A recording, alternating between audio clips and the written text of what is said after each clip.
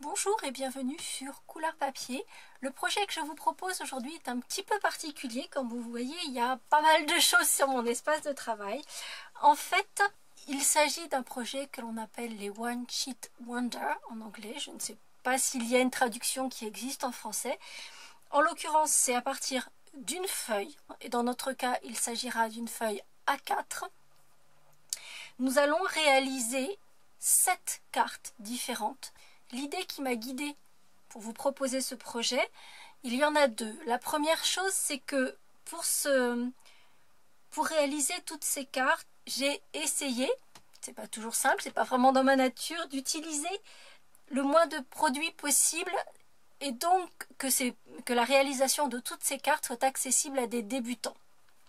En l'occurrence, je n'ai pas utilisé de dies et la Big Shot, donc ce qui veut dire que si vous êtes débutant, que vous tombez sur cette vidéo, vous n'avez pas de gros investissements à faire pour pouvoir réaliser ces cartes. L'autre idée sous-jacente par rapport à ce projet, ça ne vous a pas échappé, nous sommes aux portes du mois d'octobre, ce qui veut dire que Noël est dans moins de 3 mois. Donc il va peut-être falloir commencer à s'organiser, à faire nos cartes de vœux. Et le gros avantage de ces cartes-ci, c'est qu'elles sont réalisées plutôt rapidement. Et ça vous fait des projets originaux, tous différents, avec 3 feuilles A4 de papier murmure blanc et 2 feuilles de 2 couleurs. Donc ici, j'avais choisi Sous l'écume et Fruits des bois. Dans la version que nous allons réaliser ensemble, j'aurai toujours le blanc et ensuite j'aurai du Copacabana et du gris granit pour un aspect un petit peu plus givré. Faire ce genre de carte, ça permet d'avoir des cartes dans son stock. On a besoin d'avoir une carte en dernière minute et assez rapidement, on n'a pas le temps de la réaliser. Et bien le jour où on a un petit peu de temps, on réalise une série complète de cartes. Vous avez des messages qui peuvent s'adapter à plein de situations et vous pouvez donc envoyer une carte rapidement et l'avoir sous le coude pour pouvoir envoyer une carte faite maison pour toutes les circonstances. Donc en l'occurrence, je vais refaire exactement ces mêmes cartes, simplement en changeant les couleurs avec vous. Et j'ai utilisé le set de tampons blanc de givre, donc avec ces tampons qui sont extrêmement jolis. Et j'ai utilisé cette jolie boîte. Il s'agit d'un lot qui contient une perforatrice, un set de tampons et des petits tampons encreurs. Donc ici dans celle-ci vous avez du bleu nuit et du généreux pamplemousse. Si vous voulez changer les couleurs pour votre projet, il vous suffit d'acheter juste 2 pads de couleurs selon vos coloris préférés. Et ensuite, il vous faudra juste les 2 coloris de papier que vous aurez choisis pour votre série. Ensuite, j'ai utilisé 2 rubans et de la ficelle à rôti, 2 décorations différentes et puis de l'adhésif. Et c'est tout. Juste pour une petite alternative qui n'est pas obligatoire, j'ai utilisé également la perforatrice cercle 1/4. Juste pour donner une petite note différente, mais ça n'est pas une obligation. Avec le matériel que je vous ai montré précédemment, vous pouvez réaliser toutes les cartes. Donc je vous les montre en détail. Donc il y a celle-ci. Donc je n'ai pas fait les intérieurs, mais donc vous voyez avec le petit message merci. On a celle-ci avec ici le message passe une belle journée. Et le petit ruban qui vient par-dessus. Celle-ci avec le ruban sur le côté, les petites ficelles avec le petit bouton et un petit message je pense à toi. Donc vous voyez ici j'ai utilisé le message découpé en cercle au lieu de le découper avec la perforatrice qui est issue du lot. Ici avec une découpe en diagonale. Là, on a encore une découpe en diagonale, mais avec une décoration complètement différente. Encore de la diagonale, mais là encore un aspect très différent. Et pour finir, celle-ci qui est vraiment dans des tons très tendres. Dans la mesure où il y a 7 cartes, je ne vais pas vous donner toutes les mesures une par une de chacun des éléments de ces cartes. Ce serait beaucoup trop long, beaucoup trop fastidieux. Mais vous allez retrouver les sketchs de toutes ces cartes et toutes les dimensions sur le blog. Donc en cliquant sur le lien en barre d'infos ou sur la miniature à la fin de cette vidéo. Première étape, prendre une de nos feuilles A4 murmure blanc et on va faire la décoration. Donc tous les panneaux décoratifs de toutes nos cartes ont été réalisés avec une feuille, cette feuille-ci que nous allons décorer. Je vais donc utiliser 3 tampons de mon set blanc de givre, cette grande branche et les 2 roses. Pour garder un effet très fondu, certains de mes tamponnages seront faits en seconde voire en 3e génération, c'est-à-dire que je tamponnerai mon motif en dehors de mon projet pour enlever le plus gros de l'encre et ensuite le poser sur mon papier. Parfois, je ferai 2 tamponnages à l'extérieur avant de le tamponner sur mon papier.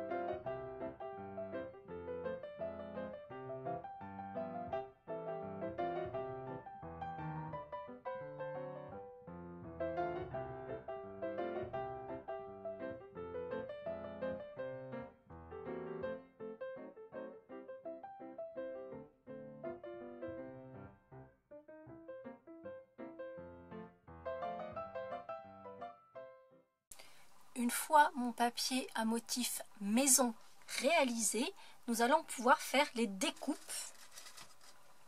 des différents éléments de nos cartes. Alors comme il y a pas mal de découpes, pas mal de dimensions, je pense qu'il est plus simple que je vous invite à regarder l'article du blog. Vous y trouverez le plan de coupe complet de votre papier à motif.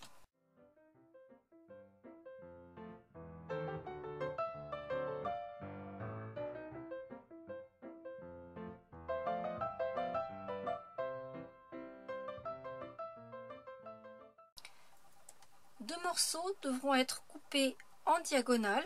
Donc pour cela, je vais utiliser mon massicot de la même façon. Je vais placer les pointes de mes formes dans la rigole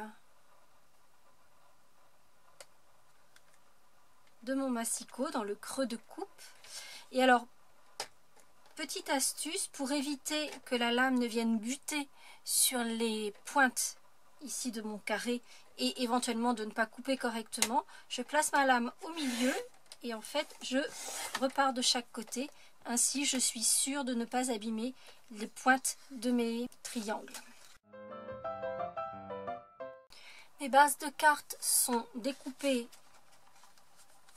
au format habituel, donc une feuille A4 pliée coupée en deux à 14,85 et avec une ligne de marquage à 10,5. J'ai déjà pris un peu d'avance et j'ai découpé tous mes panneaux de matage.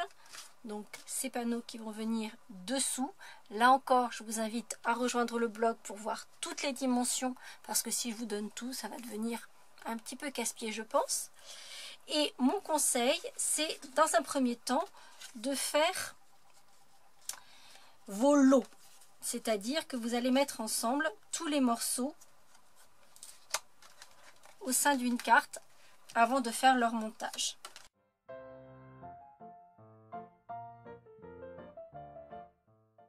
Une fois que vous aurez fait toutes vos découpes des panneaux de matage, il vous restera des petits morceaux et on pourra utiliser ces petits morceaux pour faire ces effets d'ombrage sous vos messages, comme ici par exemple. Il vous restera également une demi-feuille de papier murmure blanc qui vous servira à découper la plupart de vos messages. Dans la mesure où ces cartes sont relativement simples, ce que je vous propose, c'est que je vais toutes les monter. Vous aurez un petit peu de musique et la vidéo en accéléré. Et je vous propose de vous retrouver à la fin, une fois que toutes mes cartes seront faites. Et je reviendrai sur des petits détails où il peut y avoir des petites astuces à partager avec vous.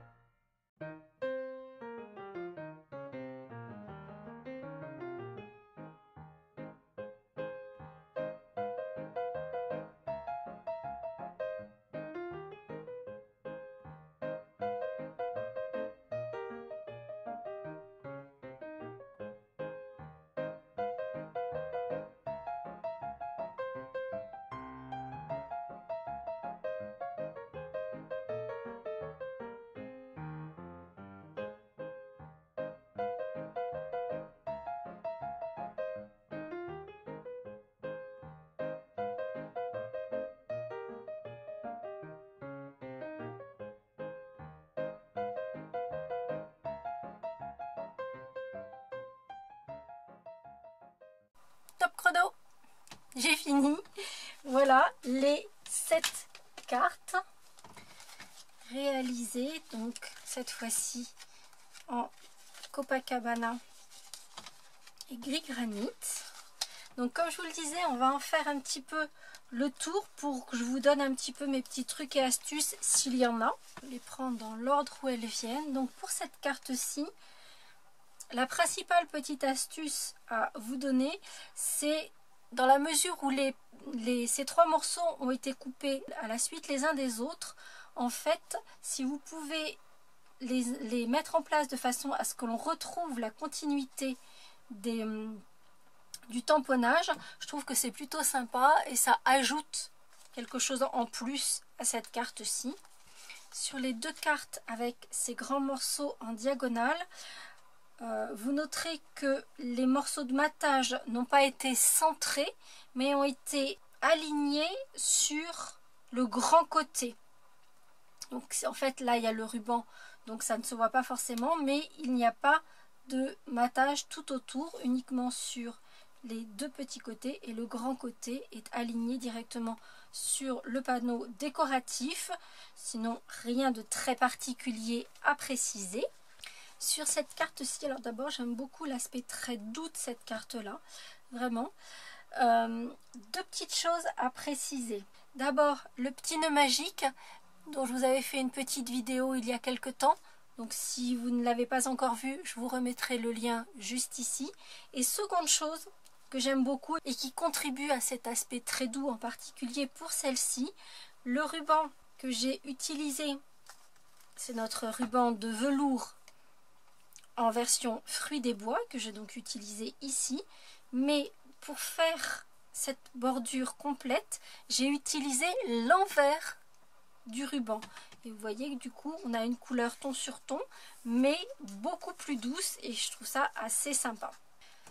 Sur cette carte-ci, juste un tout petit détail, vous l'aurez peut-être vu, je n'ai pas utilisé la perforatrice dans le sens qui semble le plus logique, à savoir poser le message juste au milieu, mais j'ai mis le carré en fait sur les pointes, donc vous voyez ici, ce qui permet de placer le message juste dans la bande laissée libre entre les 2 triangles.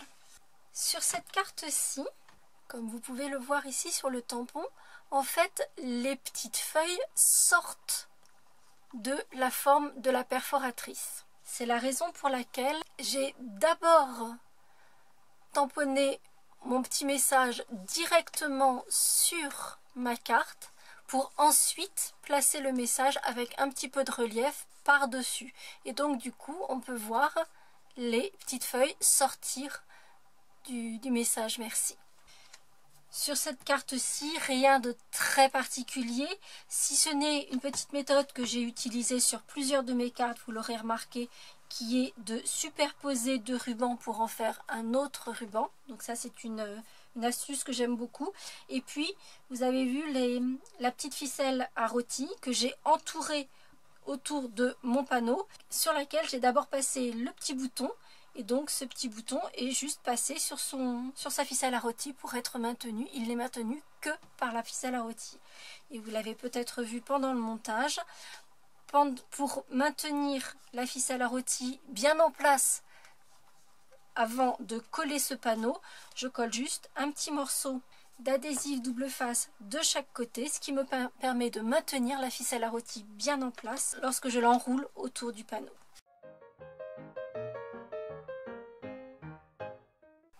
Et voici toute notre petite carte en version sous l'écume et fruits des bois ou en version gris granit et Copacabana.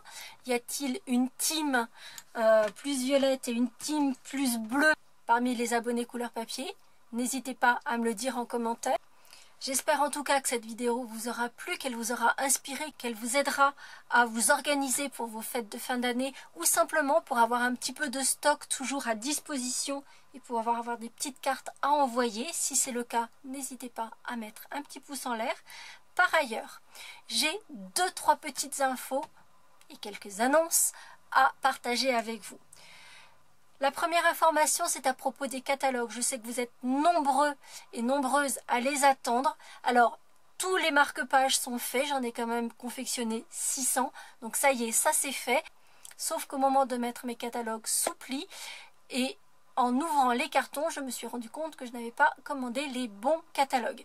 Donc, ils sont commandés. Ils devraient arriver d'un jour à l'autre. Et je n'ai plus qu'à les mettre sous enveloppe et à vous les envoyer. Donc, ça devrait arriver très rapidement. Seconde petite information, nous sommes aujourd'hui le 26 septembre, il ne vous reste donc plus que 4 jours pour profiter des coupons gagnants que vous avez obtenus lors de vos commandes du mois d'août et pouvoir déduire ces coupons de vos commandes puisque ceux-ci ne sont valables que durant le mois de septembre. Donc il vous reste 4 jours pour pouvoir utiliser vos coupons gagnants, les laissez pas passer, ça serait dommage. Et pour terminer, une petite annonce qui j'espère va vous faire plaisir. Comme chaque année, le calendrier de l'Avent créatif pour les fêtes de fin d'année sur couleur papier va reprendre cette année. Comme chaque année, je ne vais pas le commencer le 1er décembre parce que il nous faut un petit peu de temps pour réaliser toutes ces petites choses faites main. Donc le calendrier de l'Avent commencera le 14 octobre, donc c'est très bientôt. Et vous aurez 3 vidéos par semaine, donc les mercredis, vendredis et dimanches jusqu'au à peu près le 15 décembre. J'ai pas noté la date, mais c'est à peu près jusqu'au 15 décembre. Ce qui vous laissera donc le temps de réaliser tous les petits projets que je vous préparerai durant ce calendrier de l'Avent. J'espère arriver à tenir la route. Je ne vous cache pas que ça va être un peu compliqué car cette fin d'année est très chargée. Donc je croise les doigts pour tenir la route et arriver à tenir le rythme. Et surtout, il va falloir que je prenne sur moi pour arriver à vous préparer des projets plus simples que l'on puisse réaliser réellement pour la fin d'année où on a en général pas mal de choses sur le feu. Ce qui est un peu aller contre ma nature puisqu'en général j'ai plutôt tendance à être un petit peu Madame Plus et en rajouter et à faire des projets plutôt un peu compliqués. Donc il va falloir que je prenne sur moi. Si j'arrive à faire ça, je devrais m'en sortir. J'espère que toutes ces annonces et ces nouvelles vous auront plu. Là encore, n'hésitez pas à mettre un petit pouce en l'air si c'est le cas, à me mettre plein de petits commentaires et je vous donne rendez-vous la semaine prochaine pour de nouvelles aventures créatives. À très bientôt.